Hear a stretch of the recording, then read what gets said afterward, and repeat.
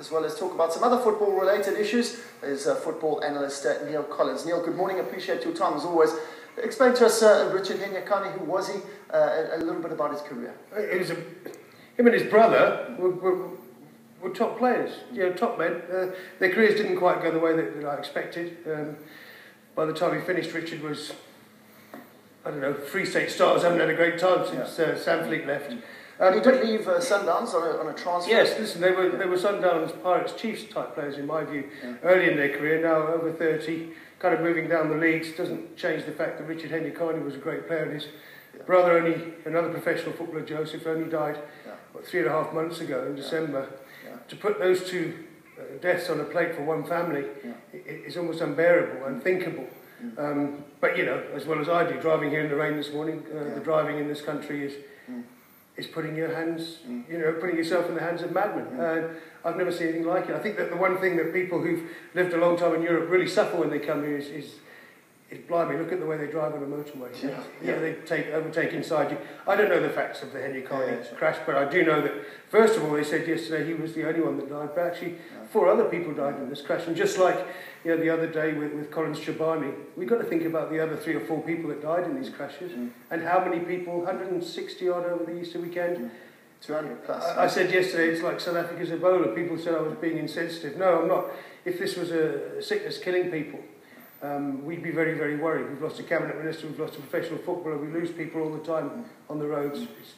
It's a disgrace. You say he was on sort of a downward path in his career, but over 30. Is that putting it lightly? No, it's not a downward path. It's let's call it the mature age in a footballer's life. He could still beat players. He could still produce man of the match performances for Free State Stars who are really struggling and trying to stay up. They're asking for their next game to be postponed, much as when Senzo Miyiwa was shot. We could talk about that one all day. We could look at Henyakani as one of their reliable older guys. And just a dreadful tragedy, a Bafana player. People are talking about state funerals and all that. I think Saturday they're going to bury him in Kimberley, next to his brother, I imagine. And it's just South African football, it has death in it. And I'm kind of not used to that as much as you are here, perhaps. It's quite shocking.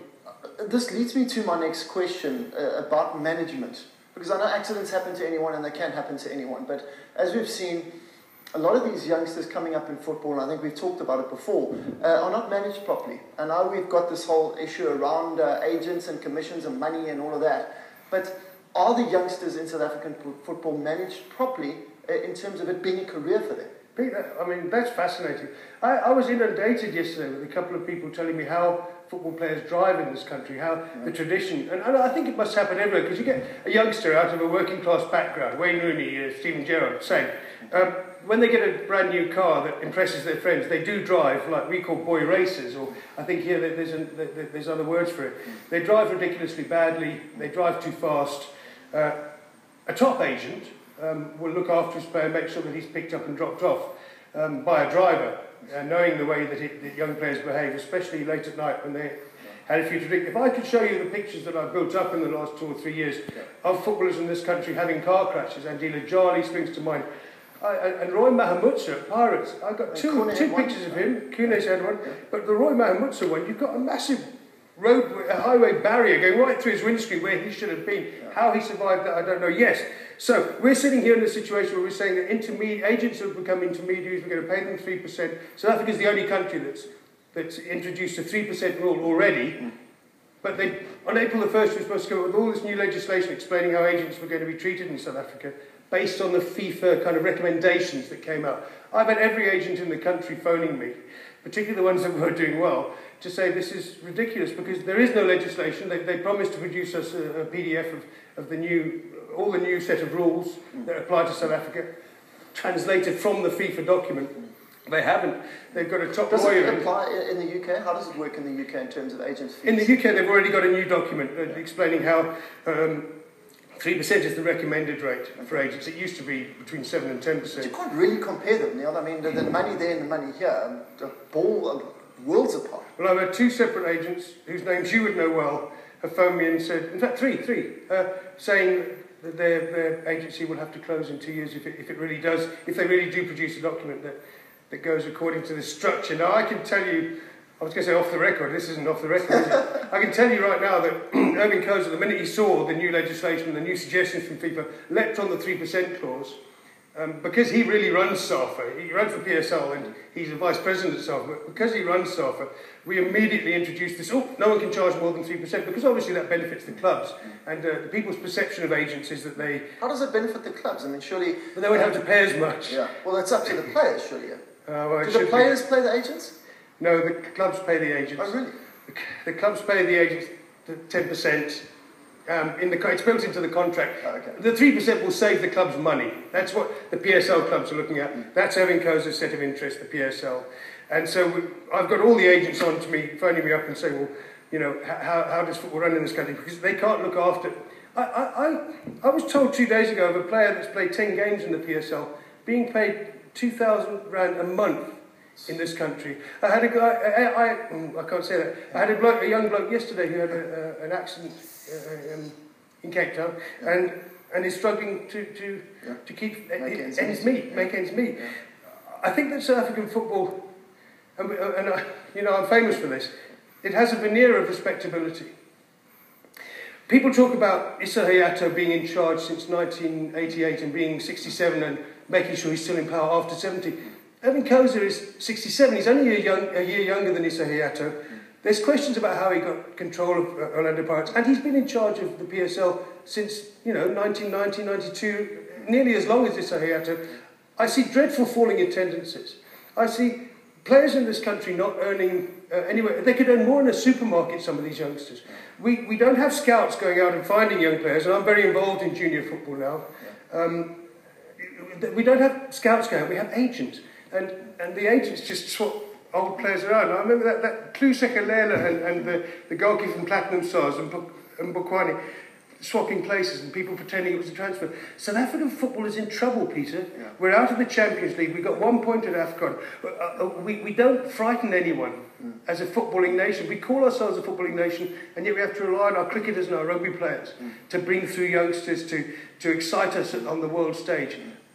And when I say this, everyone wants to, bang me on the head. I'm not saying it because I like it. I've always been a fan of Bafana, back to the 80s when I played under Clive Barker and when we used to have a great time. And look forward to that post-apartheid apocalypse of football when South Africa would produce great football teams. I'm not seeing it. I've come all this way back, 25 years later, and I see our football is run by the same kind of dictators that used to run the game in the old days. Our attendances are about to slip under 6,000, although the PSL won't tell you this. Under 6,000 for the first time. And that they used to get more in the old all-white league, the NFL, in the 70s per game. It's a disgrace. I mean, a couple of people on Twitter this morning, you and I've been chatting, saying, but Orlando Pirates, they take CAF seriously. Do we take the CAF Champions League seriously enough? Well, you asked Stuart Baxter. He was, chewing his nails for days before the big trip to Raja Casablanca, trying to find where he's going to get a striker. This is a man, Stuart Baxter, who's top of the league by 8 points. And he hasn't got a striker. His top striker's got 4 goals. All his midfielders, Mandla Masanga's got 6. It's fascinating the way that we set our country up for failure because Sundowns and Kaizer Chiefs are definitely our best 2 sides, and maybe Wits you could include and Pirates. Wits obviously went out in the last round, I think 3-0. Yawning while they went out. But Chiefs and Sundowns, don't tell me they didn't take it seriously. Don't tell me they didn't want to win. The problem that we have is we don't have a very good product. We don't play good touch football. If you watched Aston Villa last night, Benteke's hat-trick against QPR, that's mid-table, lower-range English football, but a lot better football in terms of touch, in terms of finishing. Baxter wanted to sign this lad, James Keane. Keane was keen, not coming. Look at Jeremy Brockie, a journeyman from New Zealand, big friend of mine on Twitter. He's scoring goals for fun since he's come to South Africa in January.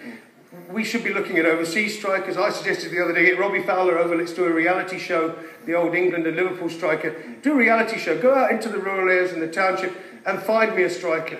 With Robbie Fowler and someone like Neal Collins, who's coaching at Sundowns, used to be our top scorer here. Let's 3 or 4 people go out and find people that can put the ball in the net. I'm running out of time. I'm running out of time. One question, and I asked you this previously off air. Do European teams take the Champions League more seriously than they do the league? What would they like to win more, you think? Well, there's only one. Would I like to dominate the continent? Would I like to dominate my country? Ask Robert Mugabe. We want to dominate the continent and the country You will find the occasional person in England saying, I'd rather win the FA Cup than the league than the FA Cup, but no way. Don't tell me Jose Mourinho or Arsene Wenger or any of these guys would settle for the PSL when they could have the Champions League against Barcelona and Real Madrid.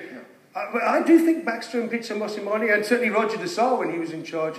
Eric Tinkler's done great with Pirates. They're the only side left. Only a caretaker still. Yes, no, of course. Continental dominance should be our main aim. And if there are any fans out there thinking, we don't take it seriously or the PSL is more important, sorry, that's bunkum. Yeah. Neal, always appreciate your time, Neal Collins.